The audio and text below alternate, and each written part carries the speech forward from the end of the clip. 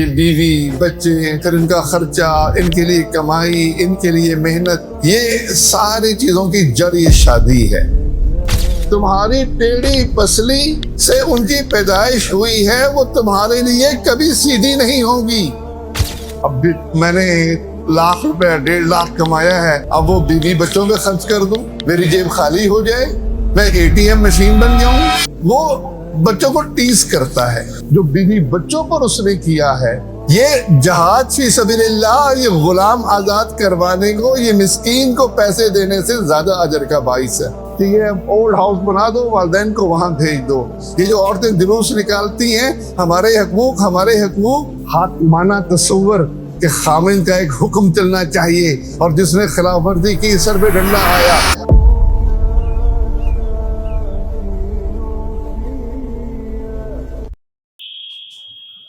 اعوذ باللہ السمیع العلیم من الشیطان الرجیم، بسم اللہ الرحمن الرحیم، قل ان صلاتي ونسكي ومحياي ومماتي لله رب العالمين لا شريك له وبذلك أمرت وأنا أول المسلمين۔ سورۃ الانعام کی یہ آیات، جس میں اللہ اپنے نبی کو حکم دیتا ہے کہ آپ اعلان کر دیں کہ بے شک میری نماز، میری قربانی، میری زندگی اور میری موت اللہ کے لیے ہے، جو جہانوں کا رب ہے۔ لا شریک لہ، کوئی اس کا شریک نہیں ہے، اور اسی بات کا مجھے حکم دیا گیا ہے، اور میں سب سے پہلا مسلم۔ بھائیو، یہ اللہ کے نبی کا اعلان یہ ہم سب کے لیے ضروری ہے کہ ہم یہ اعلان کریں کہ میری نماز، میری قربانی، میری زندگی، میری موت اللہ کے لیے ہے۔ زندگی اور موت بھی اللہ کے لیے ہے، یعنی جینا اور مرنا بھی اللہ کے لیے ہے۔ یہ پوری زندگی عبادت ہے۔ ہم نے عبادت کا مفہوم بدل دیا، اس لیے ہمیں نظر یہی آتا ہے کہ ہم نے جو قرآن مجید پڑھا تھا، ہم جو مسجد میں جا کر 5 وقت نماز پڑھتے ہیں، بس یہی عبادت ہے۔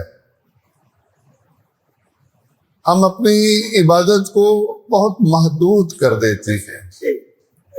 بچوں کو لے کر مسجد چلے گئے، قرآن مجید پڑھا دیا، سمجھتے ہیں کہ یہ ہماری عبادت ہے۔ ٹھیک ہے، یہ عبادت کے شعائر ہیں اور بڑے اہم ہیں، لیکن عبادت پوری زندگی کا نام ہے۔ جینا اور مرنا یہ ساری عبادت بننی چاہیے۔ اصل میں ہم دیکھتے ہی ہیں کہ ایک مسلمان کی زندگی، ایک عیسائی کی زندگی، ایک ہندو کی زندگی، اس میں فرق صرف یہی ہے کہ ہم نماز پڑھتے ہیں، وہ نماز نہیں پڑھتے۔ ہم روزے 1 مہینے کے روزے رکھتے ہیں، وہ روزے نہیں رکھتے۔ ہم حج کرتے ہیں، عمرہ کرتے ہیں، وہ حج اور عمرہ نہیں کرتے۔ باقی ہماری زندگی ویسی ہی ہے جیسے ان کی گزر رہی ہے۔ ہندو بچہ ہے، وہ بھی صبح اٹھ کر سکول جاتا ہے، سکول سے چھٹی ہوتی ہے، واپس آتا ہے، واپس آ کر ٹیوشن پر چلا جاتا ہے، کھانا پینا کرتا ہے اور سو جاتا ہے، کھیلتا ہے۔ ایسے ہی مسلمان بچہ کرتا ہے۔ ایک بندہ کاروبار پر جاتا ہے تو وہ کاروبار ویسا ہی کرتا ہے جیسے دوسرے کرتے ہیں۔ ملازم ہے تو جیسا اس کے ملازم، عیسائی ملازم وہاں کام کرتے ہیں، ویسا ہی کام وہ کرتا ہے۔ یہ فرق ہم اس لیے نہیں کر سکتے کہ ہم نے اپنی عبادت کو نماز، روزہ، حج، قرآن کا مطالعہ اس تک محدود کر دیا، لیکن قرآن کی آیت کہہ رہی ہے کہ پوری زندگی اور پوری موت یہ ہماری عبادت بننی چاہیے۔ اب یہ عبادت کیسے بنے گی؟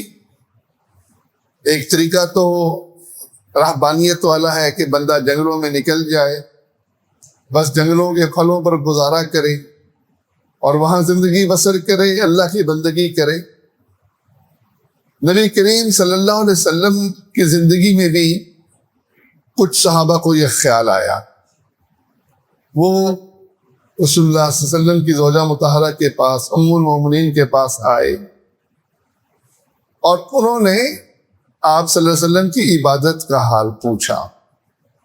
انہوں نے بتایا کہ نماز پڑھتے ہیں، رات کو بھی پڑھتے ہیں، 11 رکعت رات کو نماز پڑھ لیتے ہیں، سوتے بھی ہیں۔ تو انہیں یہ عبادت بہت کم محسوس ہوئی۔ انہوں نے کہا اللہ کے نبی صلی اللہ علیہ وسلم تو بخشے ہوئے ہیں، اللہ نے ان کے اگلے پچھلے سب گناہ بخش دیے ہیں، لہذا یہ عبادت ان کے لیے کافی ہے، ہمارے لیے کافی نہیں ہے۔ ان میں سے ایک صحابی نے کہا کہ میں آج کے بعد رات کی نیند نہیں کروں گا، ساری رات اللہ کی عبادت کروں گا۔ دوسرے صحابی نے کہا کہ میں آج کے بعد ہمیشہ روزے رکھوں گا، کبھی افطار نہیں کروں گا۔ اور تیسرے صحابی نے کہا کہ میں شادی نہیں کرواتا، یہ بیوی بچے، پھر ان کا خرچہ، ان کے لیے کمائی، ان کے لیے محنت، یہ ساری چیزوں کی جڑ یہ شادی ہے، لہذا میں شادی نہیں کرواؤں گا۔ وہ چلے گئے۔ رسول اللہ صلی اللہ علیہ وسلم جب گھر آئے تو ام المومنین ان سے کہنے لگی کہ 3 صحابہ آئے تھے، انہوں نے یہ بات پوچھی، میں نے یہ جواب دیا، انہوں نے یہ بات کہی۔ آپ صلی اللہ علیہ وسلم نے انہیں جمع کیا۔ جمع کرنے کے بعد آپ نے کہا تم نے ایسی ایسی بات کہی ہے؟ انہوں نے کہا یا رسول اللہ ہم نے بالکل کہی ہے، اور ہماری نیت نیک تھی کہ ہمیں اللہ نے بندگی کے لیے پیدا کیا ہے۔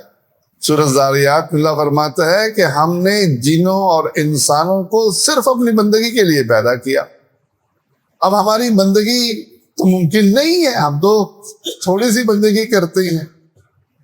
آپ صلی اللہ علیہ وسلم نے فرمایا دیکھو میں تمہارے لیے نمونہ ہوں، سب سے بڑھ کر اللہ کا خوف میرے دل میں ہے، اللہ کا ڈر مجھ سے بڑھ کر تم میں نہیں ہو سکتا، اور میں روزے بھی رکھتا ہوں، افطار بھی کرتا ہوں، نمازیں بھی پڑھتا ہوں، دین بھی کرتا ہوں، میں نے شادیاں بھی کی ہوئی ہیں۔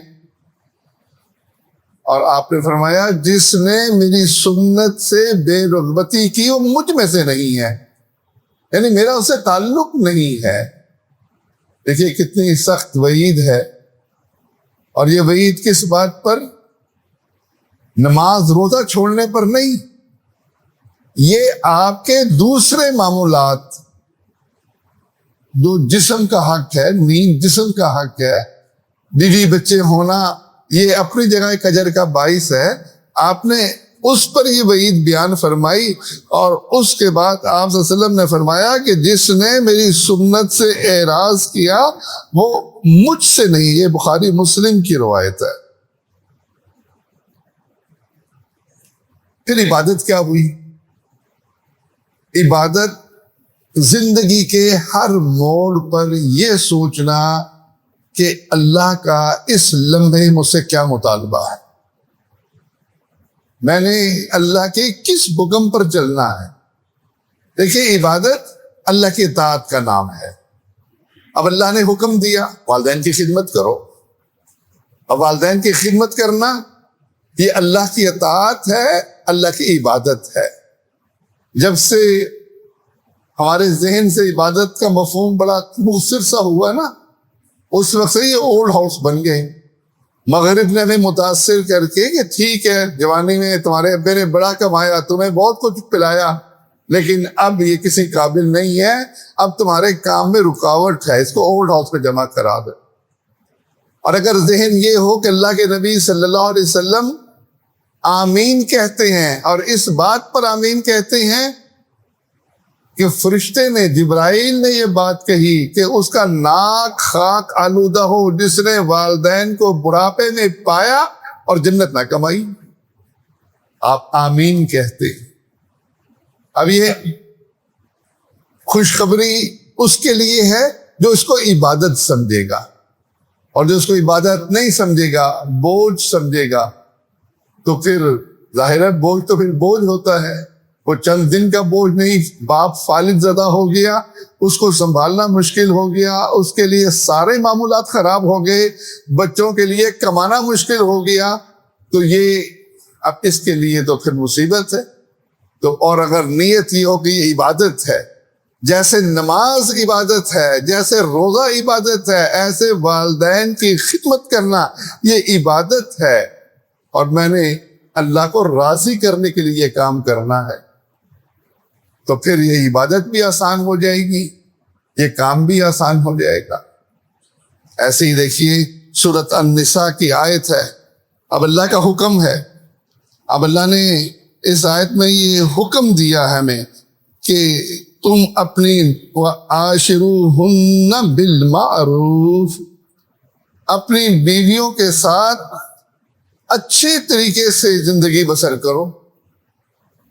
اب اچھے طریقے سے زندگی بسر کرنا یقیناً اللہ کا حکم ہے. جب اللہ کا حکم ہے تو عبادت ہے. اب ہندو وہ بھی اپنی بیوی کے ساتھ اچھا تعلق رکھتا ہے، عیسائی بھی اچھا تعلق رکھتا ہے، لیکن وہ اس کو عبادت نہیں سمجھتا. اس کے ذہن میں مرنے کے بعد کی زندگی کا تصور نہیں ہے. وہ سمجھتا ہے جو زندگی ہے بس یہی ہے، پھر ختم ہو جانا ہے.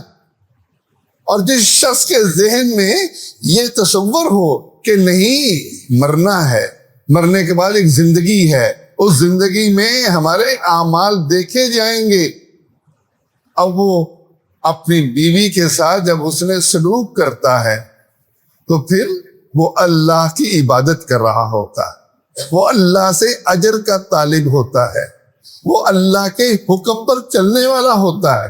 جب اللہ کے حکم پر چلنے والا ہوگا تو اس کا کام عبادت بھی بنے گا، اس کو اجر بھی ملے گا.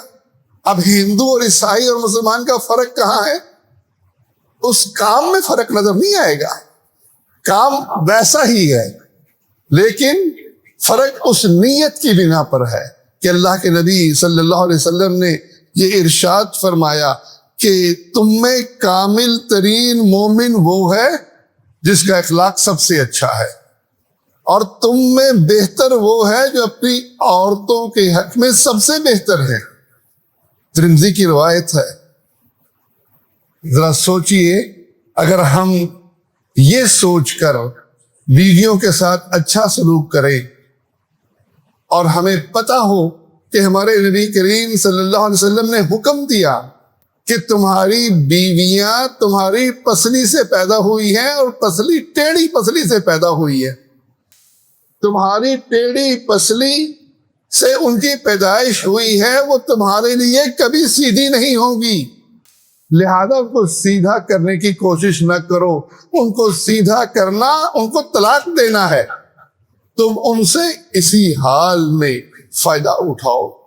تو اللہ کے نبی صلی اللہ علیہ وسلم کا جب یہ حکم ہمارے سامنے، صحیح مسلم کی روایت ہے، اب جب ہمارے ذہن میں یہ بات موجود ہو کہ یہ ہمارے لیے سیدھی نہیں ہوں گی، ان میں تھوڑی سی ٹیڑھ پن رہے گا، اب اس ٹیڑھ پن کی حالت میں اس سے فائدہ اٹھانے کا ہمیں حکم ہے. اور یہ حکم اللہ اس کے رسول کا ہے. جب اللہ اور اس کے رسول کا ہے تو بیوی کی طرف سے ملنے والی تکلیف کو برداشت کرنا عبادت ہے. یہ تکلیف ہندو اٹھائے تو عبادت نہیں، کیونکہ اس کے پیچھے نظریہ نہیں ہے.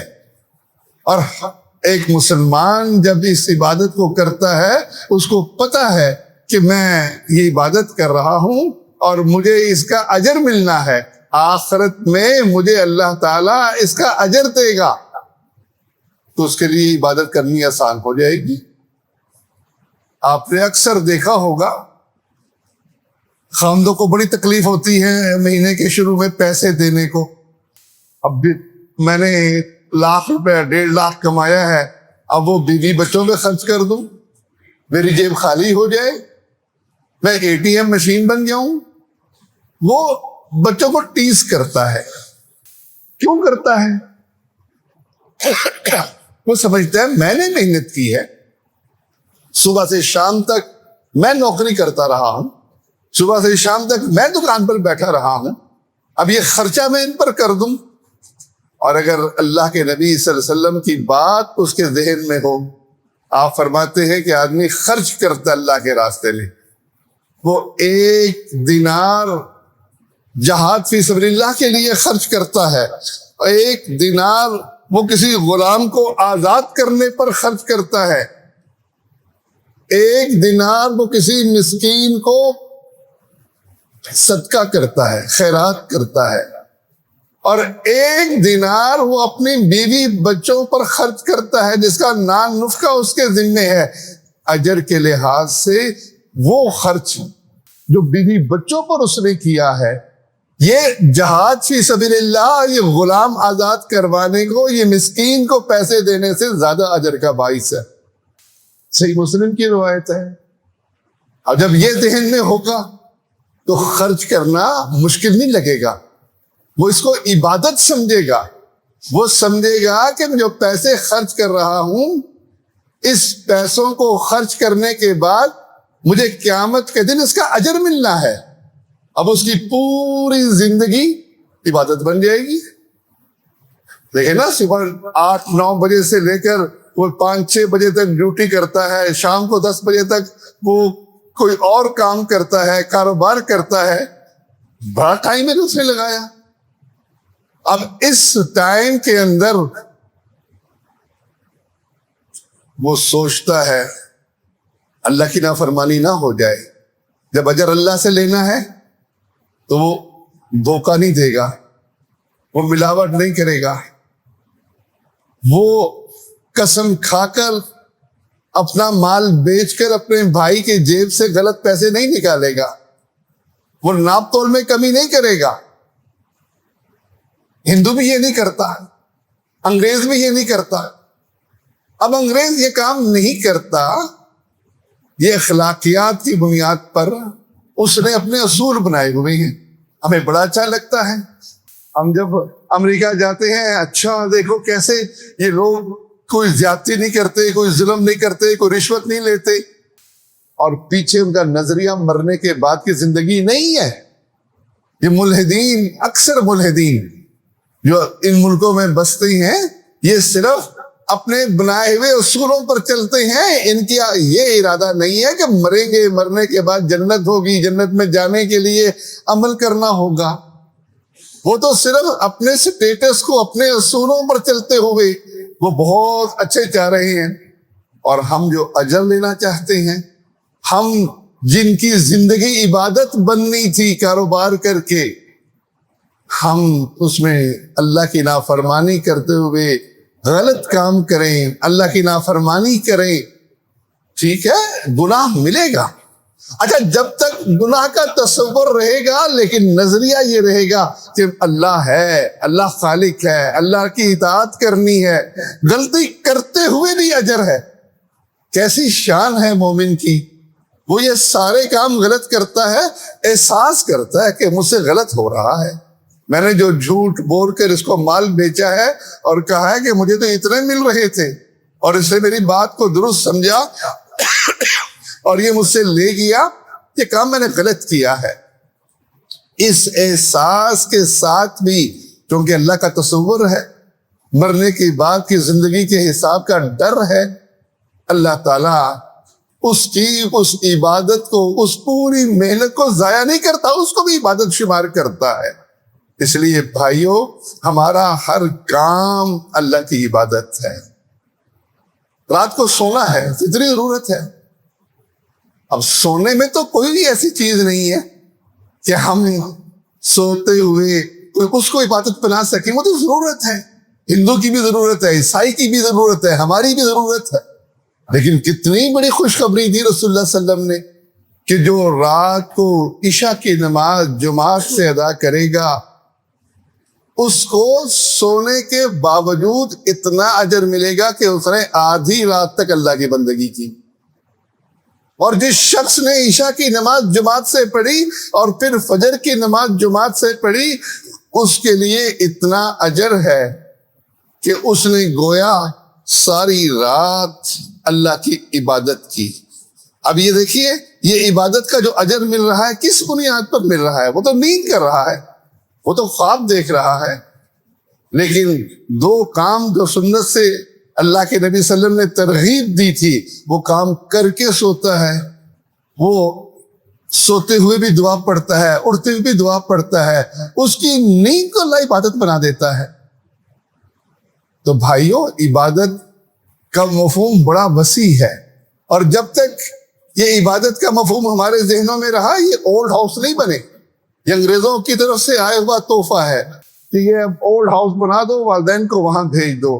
یہ جو عورتیں جلوس نکالتی ہیں ہمارے حقوق, اس کی وجہ ہمارا طرز عمل ہے. ہم وہ ہندوؤں کے اندر رہ کر حاکمانہ تصور کہ خامند کا ایک حکم چلنا چاہیے اور جس نے خلاف ورزی کی سر پہ ڈنڈا آیا, اور وہ حکم اس کی شرعی حیثیت کیا ہے؟ وہ صفائی کے بارے میں حکم ہے, یہ گند کیوں پڑا ہوا ہے, وہ برتن وہ دھلے ہوئے کیوں نہیں ہے, یہ نمک تیز کیوں ہو گیا. یعنی وہ چیزیں ہیں جس میں شریعت کے اندر کوئی حکم موجود نہیں ہے, اور ہم ان حکموں کی بنا پر ایک مصیبت ڈال لیتے ہیں اپنی بیوی بچوں کے لیے اور سمجھتے ہیں کہ ہماری حاکمیت قائم ہونی چاہیے. شریعت میں ایسی کوئی حاکمیت نہیں ہے. اللہ کے نبی صلی اللہ علیہ وسلم کے ایک صحابی ہیں سعد بن وقاص رضی اللہ تعالیٰ عنہ کو مال اللہ نے بڑا دیا تھا, بیمار ہو گئے. رسول اللہ صلی اللہ علیہ وسلم بیمار پرسی کے لیے آئے.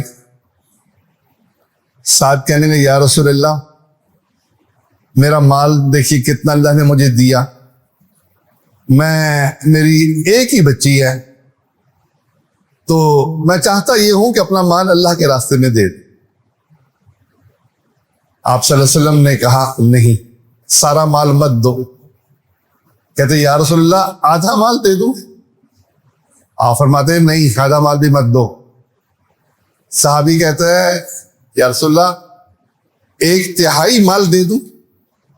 تو آپ صلی اللہ علیہ وسلم فرماتے ہیں ہاں 1/3 مال دے دو, لیکن یاد رکھو اپنے وارثوں کو صاحب حیثیت چھوڑ کر جاؤ. تم جو اللہ کی رضا کے لیے خرچ کرو گے اس پر تمہیں اجر ملے گا, حتیٰ کہ اپنی بیوی کے منہ میں جو لقمہ تم ڈالتے ہو اللہ تمہیں اس کا بھی اجر دے گا. بخاری مسلم کی روایت ہے. ہم کیا کہتے ہیں؟ بیٹا نافرمان ہے, آگ کر دو, اس کو نکال دو. ہم اپنا حکم چلانا چاہتے ہیں اور وہ نافرمانی ہم سے برداشت نہیں ہوتی, وہ کاروباری نافرمانی برداشت نہیں ہوتی, اور ہم بس چاہتے یہ ہیں کہ یہ 100% مطیع رہیں. میرے 2 کروڑ کا 3 مکان ہے, 6 کروڑ کا مال میں چھوڑ کے ان کے لیے مروں گا. اب یہ میری بات کو نہیں مانتے اور اس کو سمجھتے ہیں کہ میں مسجد میں دے دوں گا, میں مدرسہ بنا دوں گا. شریعت میں اجازت نہیں دی. شریعت نے 1/3 کی اجازت دیتے ہوئے فرمایا یہ بھی بہت ہے, اور پھر ترغیب دی کہ سمجھو کہ بیوی کے منہ میں تم جو لقمہ ڈالتے ہو تمہارے لیے اس میں اجر ہے. تم مال کمانا, مال جمع کرنا, وارثوں کے لیے مال چھوڑ کر مرنا, یہ عبادت ہے. عبادت مسلمان کی عبادت ہے, ہندو کی عبادت نہیں ہے, سیکولر کی عبادت نہیں ہے. جس کو آخرت کا تصور نہیں ہے, آخرت کو مانتا نہیں ہے, جنت جہنم کو تسلیم نہیں کرتا, اس کی عبادت نہیں ہے. رسول اللہ صلی اللہ علیہ وسلم کے پاس ایک صحابی آئے, کہنے لگے یا رسول اللہ میں آپ سے بیعت کرنا چاہتا ہوں ہجرت پر اور جہاد پر. دیکھیں کتنے بڑے بڑے عمل ہیں, ہجرت اور جہاد. قرآن مجید میں ہجرت اور جہاد کی فضیلتوں پر آیات ایمان لانے والے، ہجرت کرنے والے، جہاد کرنے والے، اللہ ان سے راضی ہو گیا۔ وہ بیعت کرنا چاہتا ہے ہجرت اور جہاد پر، آپ کیا پوچھتے ہیں تیرے والدین زندہ ہیں؟ وہ کہتے ہیں رسول اللہ والدین زندہ ہیں۔ فرمایا کیا تو اللہ سے اجر لینا چاہتا ہے؟ وہ کہتا ہے یا رسول اللہ دنیا اللہ سے اجر ہی لینا ہے، ہجرت کرنا چاہتا ہوں، جہاد کرنا چاہتا ہوں، اس لیے چاہتا ہوں کہ اللہ مجھے جنت دے دے۔ فرمایا اگر تو اجر کا طالب ہے تو جا اپنے والدین کی خدمت کر، اپنے ماں باپ کی خدمت کر۔ بخاری مسلم کی روایت ہے۔ اب یہ عملی زندگی ہے، بیوی کی خدمت، والدین کی خدمت، بہن بھائی کی خدمت، بھائیوں کے لیے مال دینا، یہ بھتیجوں کو پیسے دینے، بھانجوں کے فکر کرنی، یہ ساری چیزیں عبادت ہیں جب ذہن یہ ہو کہ میں اللہ کو راضی کرنے کے لیے، جنت میں جانے کے لیے تکلیف اٹھا رہا ہوں۔ بڑی تکلیف ہوتی ہے، بندہ ساری عمر سعودیہ بیٹھا رہتا ہے اور ساری عمر کما کے پیسے بھیجتا رہتا ہے، اور وہ پیسے جو ہیں وہ کوٹھیاں بن رہی ہیں، بچے اڑا رہے ہیں۔ تکلیف تو ہوتی ہے کہ میں اتنی محنت سے کما رہا ہوں، لیکن یہ تکلیف ختم کب ہوگی؟ اس کا فائدہ کب ہوگا؟